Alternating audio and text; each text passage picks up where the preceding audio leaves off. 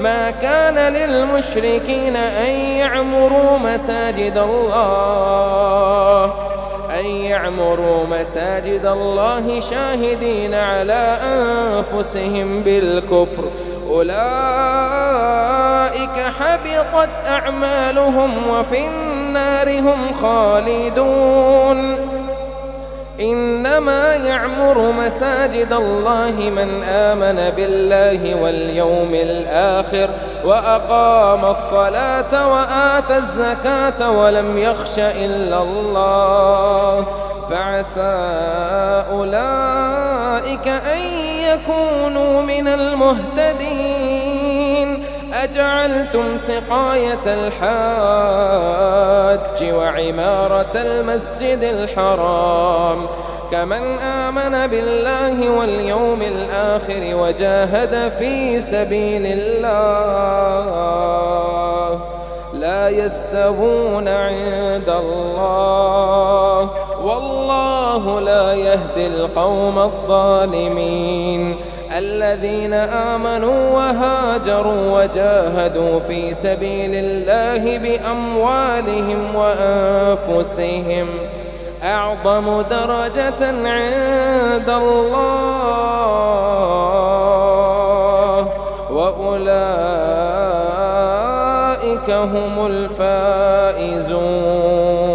يبشرهم ربهم برحمة منه ورضوان وجنات لهم فيها نعيم مقيم خالدين فيها أبدا، إن الله عنده أجر عظيم. يا أيها الذين آمنوا لا تتخذوا آباءكم وإخوانكم أولياء إن استحبوا الكفر على الإيمان، ومن يتولهم منكم فأولئك هم الظالمون.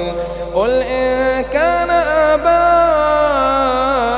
آباؤكم وأبناؤكم وإخوانكم وأزواجكم وعشيرتكم وأموال اقترفتموها وتجارة تخشون كسادها ومساكن ترضونها أحب إليكم من الله ورسوله وجهاد في سبيله فتربصوا حتى يأتي الله بأمره، والله لا يهدي القوم الفاسقين. لقد نصركم الله في مواطن كثيرة ويوم حنين إذ أعجبتكم كثرتكم فلم تغن عنكم شيئا وضاقت عليكم الأرض بما رحبت ثم وليتم مدبرين، ثم أنزل الله سكينته على رسوله وعلى المؤمنين وأنزل جنودا لم تروها وعذب الذين كفروا وذلك جزاء الكافرين. ثم يتوب الله من بعد ذلك على من يشاء،